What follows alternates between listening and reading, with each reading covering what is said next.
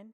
Real quick before we get into today's episode, if you enjoy Infertility and Me podcast, do me a quick favor and rate and review in Apple iTunes. Give us 5 stars so that we can reach more friends who may be silently suffering from infertility too. Welcome to Infertility and Me podcast, a show that amplifies diverse stories about the struggles of infertility and fertility in a safe space. Our goal is to normalize fertility stories that validate, give hope, and create a community where no one is left silently suffering. Hey, y'all. Thank you for tuning in to Infertility and Me podcast. I'm your host, Monique Farouk, and I thank you for being here with me. Thank you for letting me be a part of your day. Thank you for listening on YouTube and or your favorite audio platform. Appreciate you guys so much for being here on the show. And I just want to give a couple of quick shout outs to some friends who left really sweet, nice. You didn't have to do it, but you did reviews on Apple iTunes. And if you didn't know, you could also leave 5 stars or whatever stars you feel like to help us reach more friends on those platforms of Apple iTunes as well as now Spotify.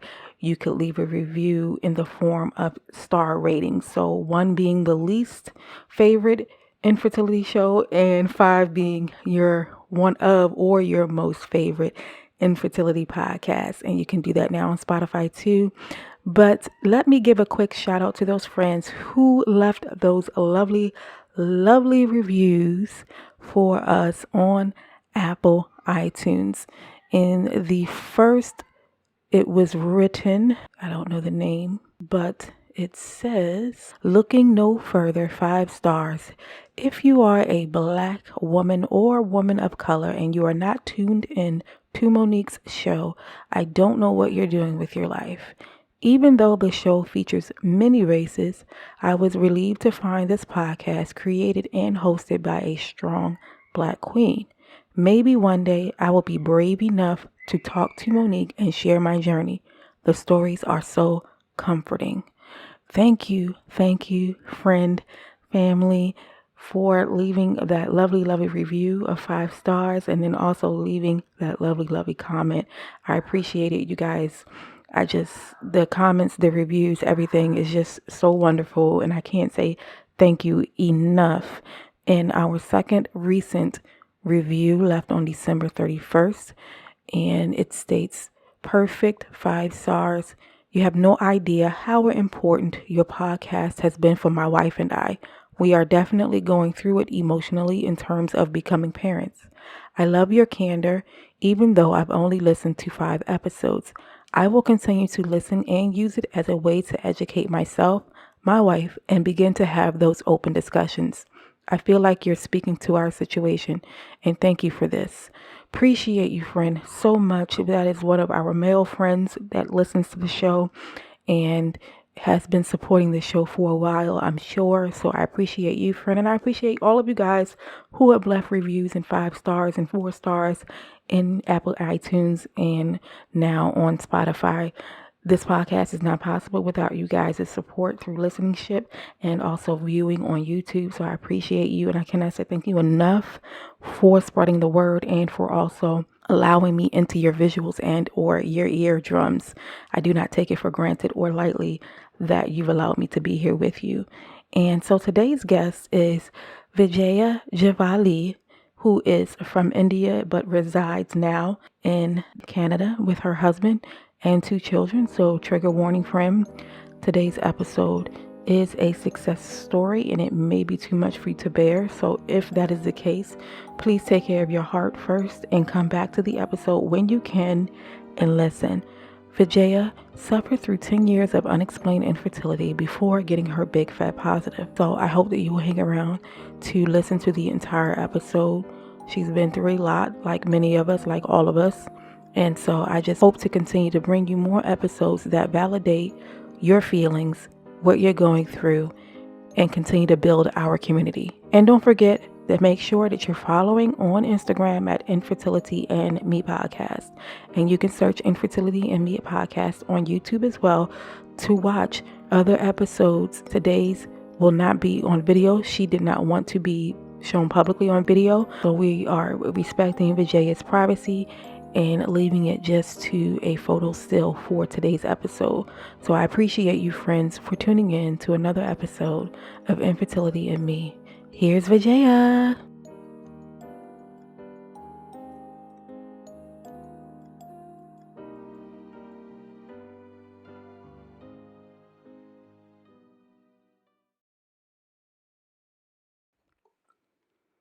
Thank you, friends, for tuning in so much for another episode of Infertility and Me podcast. My name is Monique Farouk. I am your host, and today we have all the way from Canada, Vijaya.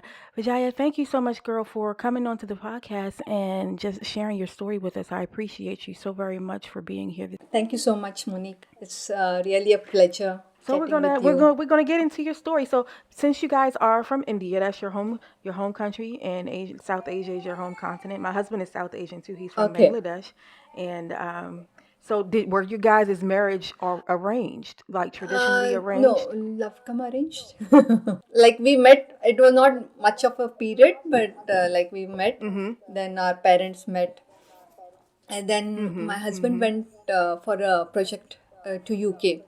So that's how that was a kind of a long distance for a year or so. Right. And like the first we met in December 2003 and we got married in 2005, February. So what does your husband do for a living? You said he had a project in the UK that Yeah, kind of like held up. he's working for an Indian IT company. Yeah. Oh, wonderful, wonderful. So he's like an engineer. Information technology. Yeah. Yeah, Yeah. yeah. It's either engineer, doctors, lawyers. My husband's an engineer too, so that's why I asked because I know they travel a lot sometimes. So, Okay. yeah. So you guys started trying to conceive maybe a year and a half after you got married. You said in 2006 is when you guys started trying. Yeah, almost year and a half. Like we started in June 2006.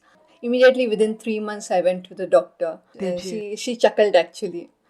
She asked me, "How many months are you trying her?" I said 3 months. So she chuckled. Oh, that's all. So, Right. that's So how old were you? Were you in your early 20s when you got yeah. when you guys? 25 I got Okay, married. okay. So yeah, 20, mid yeah, 20s. 20. Yeah. Yeah, I was 25 when I got married, and yeah, exactly. I remember like on my birthday in September, I went to the doctor's for the doctor's appointment. My husband also said to me that day, "Why are you going today for the doctor's appointment?" I said, "No, I'll go today only." Because it's not getting out like out of my mind. No, why it's not happening Yeah. yet? Huh. So so initially the doctor also was good. The hospital was near to my home. So she said, okay, let's do some work, blood work. Because in India, whenever you go to a doctor, then it's not like unlike here, like they give some time, okay, come back after 1 year. But if somebody is concerned, or they will go ask for blood works and all. So everything we got it checked. So I followed her up. Almost a year I was with her, like from 2006 September to June 2007. In between that, like after 2006 September, she did the blood work. Then every month, like 3-4 months, we tried the like Was monitoring. it the IUI? No, follicular monitoring. Initially, she wanted to see everything is going on right, on track. So every month that follicular scanning was happening. She was quite positive about it. Yeah, like yeah, good follicles you have, you can try. Then still it was not happening. Then she asked for diagnostic laparoscopy. So that we did it April 2007. Everything was good. She said, I just wanted to check the tubes are open or not. But yeah, it's all good. After 2007 April laparoscopy, we did IUI in June, Gotcha. Okay. 2007 June. That failed. Like, okay, by again, she did one more round of, I think, follicular scanning, and the reports came back again normal. So my husband also said, like, we decided, let's try it naturally. If everything is good, why unnecessary go to doctor, and then yeah, just try it naturally again. So again we traveled abroad. He had to go to UK for his project was, so I accompanied him, and we came back from there 2008 December. But I always had that feeling. Yeah, sometimes they say like you are too much busy in your own schedule, your job, this thing. Once you take a break, then things happen. I was very positive in UK that yeah, something will happen, but no. Yeah, in fact, I had a bone infection on my right foot, so I was on crutches for 6 months. That again gave a break to that journey. So how long were you guys in the UK? 13 How long were months. you there? 13 months. 13 months? Yeah, Okay. So 2007 okay, October to 2008 December. gotcha. Okay.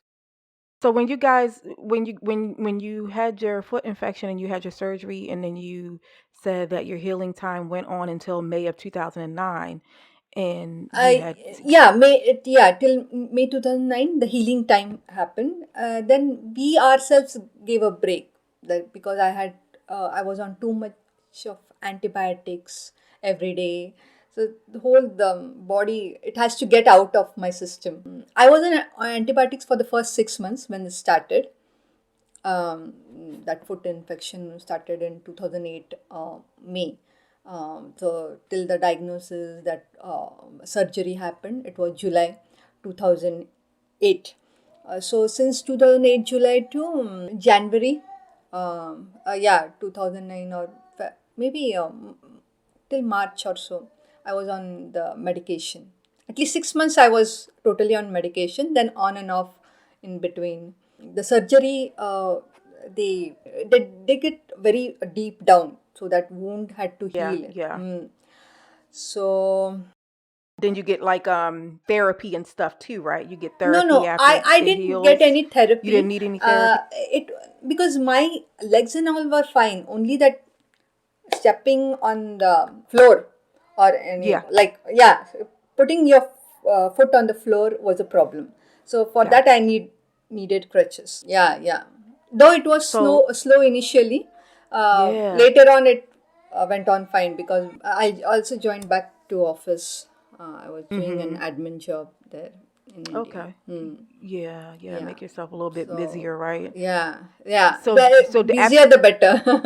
right, Yeah, exactly, yeah, exactly. Especially when you've been through so much yeah, already with your yeah, foot and all, and yeah. not knowing how it's gonna turn out. So So, what happened where in 2010 where you guys decided to go where you decided to go to your OBGYN to get a referral to go to your endocrinologist and then you got diagnosed with hypothyroidism. So, what yeah, made you that so was then again one more thing happened. I lost my father-in-law in 2009 Jan. So again that emotional turmoil. My husband was not in the right state of mind. It was very sudden. We didn't expect it. He was very young that way. So that all whole 2009 was gone, and then 2010 again September, we visited endocrinologist, and she again started the whole process, blood work, follicular scanning. This time she recommended histoscope. She said, just check out, because you were too much on antibiotics last year.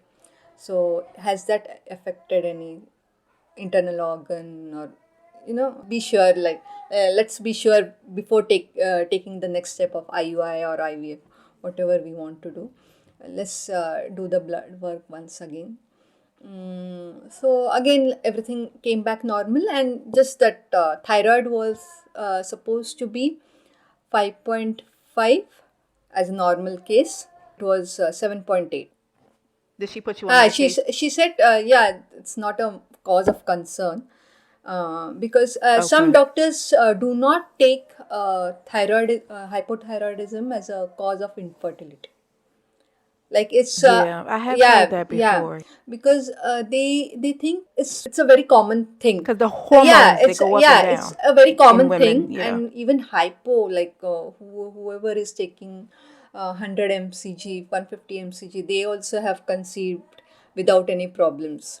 So we don't take it as a hindrance. It is a factor, but very small Yeah, percent. when it's Yeah, it's not very, like but not the, when your blood yeah, work yeah, doesn't come yeah. back so high. It is a Yeah. factor, but not a major concern that because of that you are not able to conceive. It's nothing like that. That's what That's so much different than the US. yeah. You know, that's much Yeah. different. In the US, they'll put you right on medication, even No, if no, it's just I a was little teeny also put bit. on medication Yeah. to keep the things controlled. Yeah, borderline thyroidism, they say. Yeah. Mm. Yeah, that's what they called it for when I had got tested for it too. They call it borderline Borderline, because it yeah. was really low like Yeah. yours. Yeah, So she yeah. put, So this must have been real frustrating right now yeah, then. It was real frustrating, right? yeah, Because you had like yeah. all these years already. Because let's see, you started in Sick. 2006, so that's like 4 years already For, trying to yeah, conceive, yeah, right? yeah. And then everything's coming back normal. So it's like really Yeah, very frustrating right now. frustrating. I can Still more to imagine. go. Yeah. Yeah, we got a long way to Yeah, go. yeah, long way to go. Still, I had hope. Still, like 5 years, more than five, rather 10 years. I was very positive. To be frank, I obviously every time, like when my periods used to happen, I used to feel a bit low. Why it's not happening? Why it's not happening? Or any IUI we used to do, or any treatment we used to do. Everything was normal, and still it was not happening. 2010, she said, let's do IUI. August or September.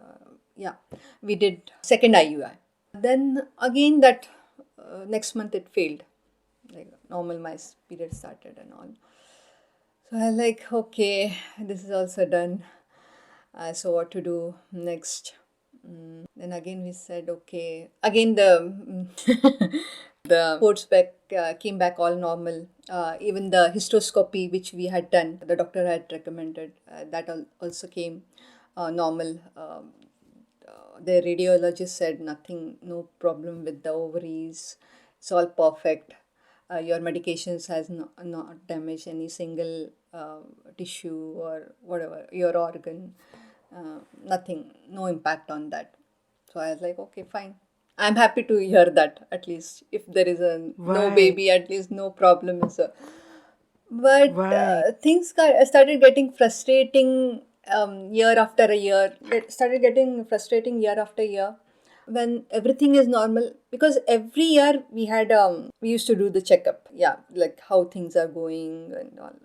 So 2010, then 2011 I did, like I visited different doctor, uh, and 2012, yes, 2012 also. In the end, I visited one doctor. Then they also did the same blood work and everything.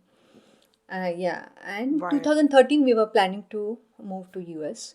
Then even my parents and his mother said, "Yeah, just get it checked everything before you go there, because everything is not possible immediately going there and getting things done." So again, 2013 March, I did a whole blood work, yeah, testing and all, everything we did, and then only traveled to US. So Let's see, October of 2013, you yeah, suffered yeah, another personal loss. You yeah, guys my mom lost passed your away. mom, Yeah. right? Yeah. And so were you at home in India or were you here in the US when No, she I was passed? here. I traveled immediately. Me and my husband traveled. I was with dad for the next 2.5 months. I had to get his cataract operation done.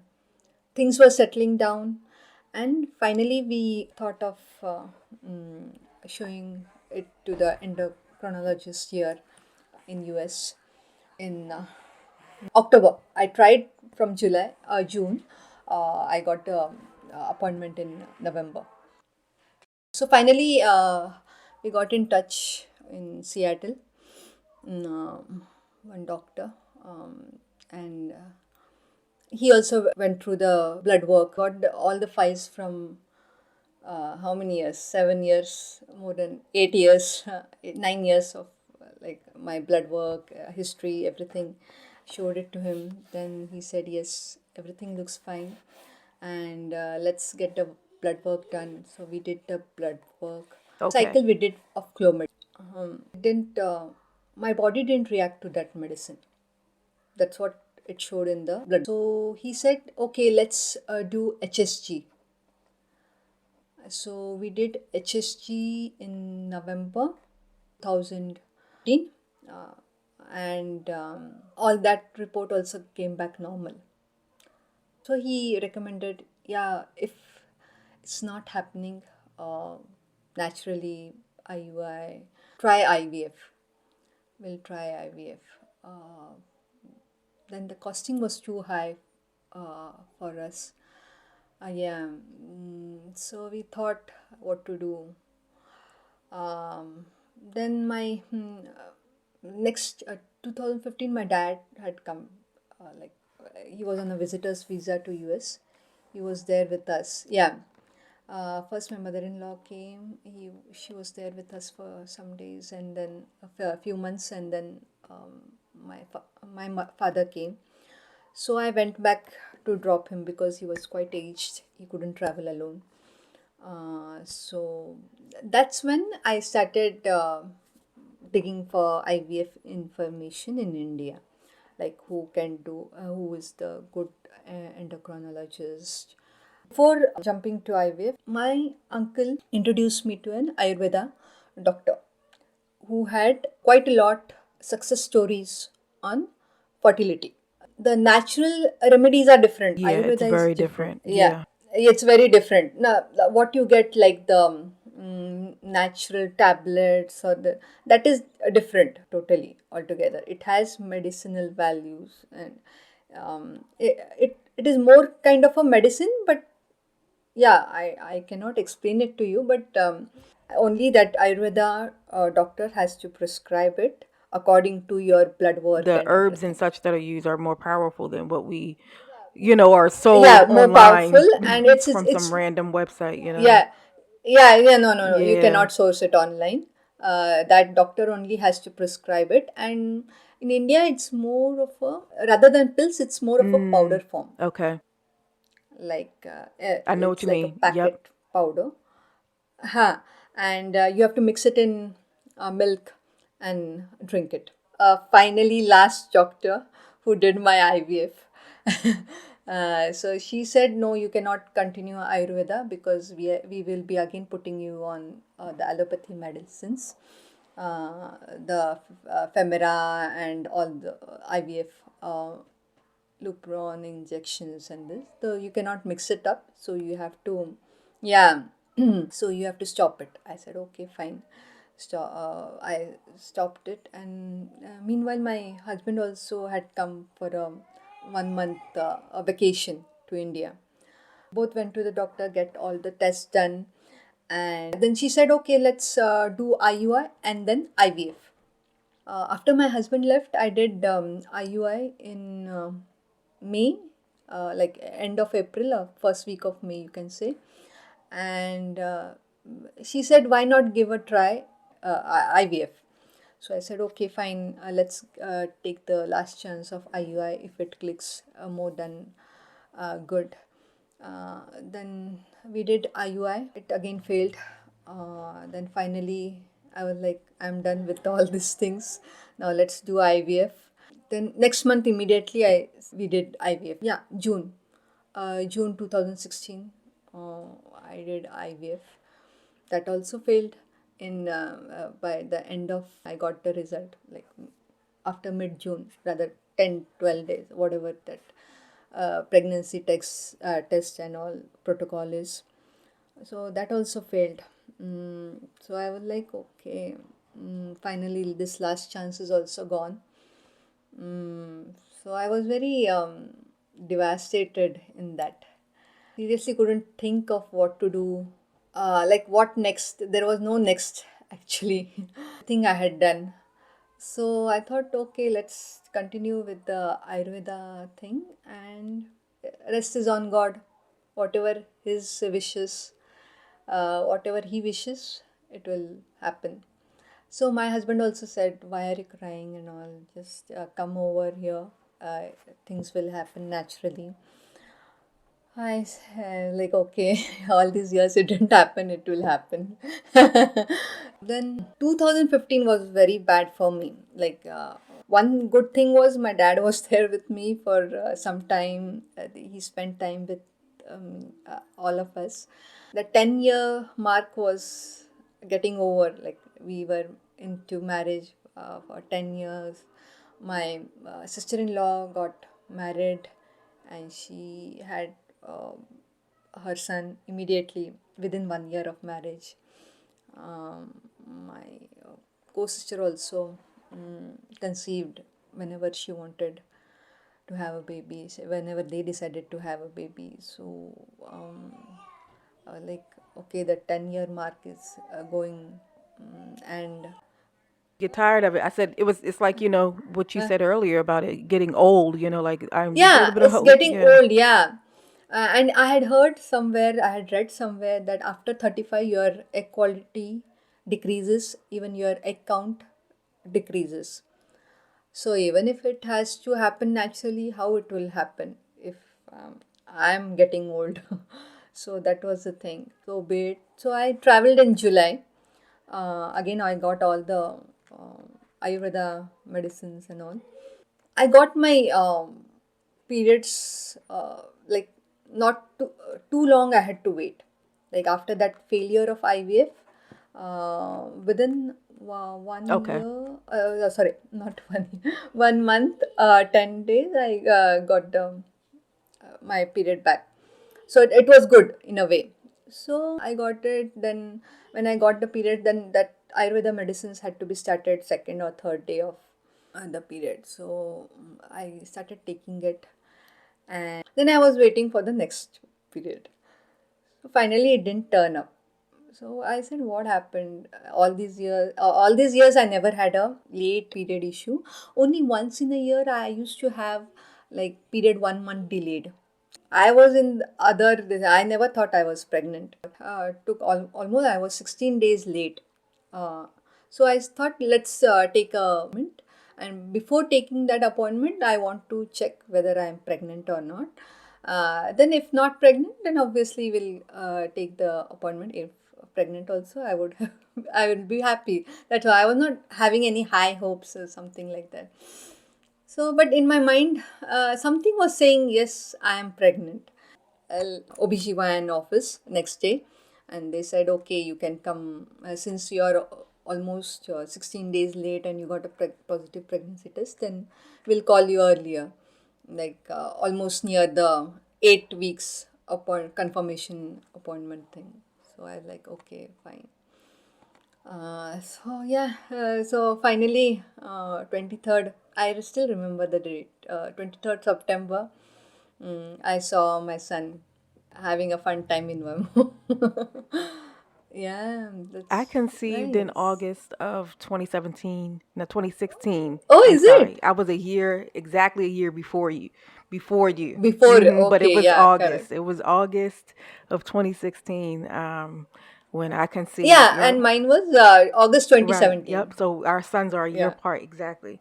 Yeah, so that yeah, must have been that must have I well you said it was shocking. You and your husband couldn't believe it. yeah, So yeah, go to the was he able to make it to the ultrasound with you or yeah, did you yeah, have to go yeah, okay, yeah, so he was there for that too. Wow, yeah. that He must was have there been for that. so exciting to Yeah, finally have yeah. the little peanut I know. finally has arrived. Oh my gosh, after all those years. I don't think I would have believed it either. I would have had to seen it on like a big, huge movie screen, and and for my own eyes, because that's a really long time Yeah, it's a to really go long through time. unexplained And my infertility like breakdowns that. started after 2015. Means I till that Okay. 2015 I was hopeful. Yes, I will get pregnant. I'll have a baby. After 2015, I was kind of in a negative mood altogether. Still, I was hopeful. I had not left that hope, but yeah, that was the breaking point in 2015. Just trying to like Just hold on a little bit. tears. Every Yeah. day I used to cry in bed. What's going on? Initially, I used to think when my best friends and all, like college mates and all, they had babies very soon. So I used to say, okay, when they have their second babies, I will have my first baby. But their second babies also were like 6 7 year old and still not happening for me. So I was very frustrated. I was happy for them, but yes, frustrated for myself. Especially when all your tests kept coming Yeah, back that normal. was good and That frustrating too. Uh, every time doctor used to say, I don't see any problem. I don't see any problem. Everything is normal. Yours, your husband, everything is normal. There comes the God timings. Yeah. Yes, it does. Yes, it does. So, do you think that you changed as a person since going through Yeah. so many I years I of was initially infertility? very impatient, but infertility taught me patience, patience, faith in God.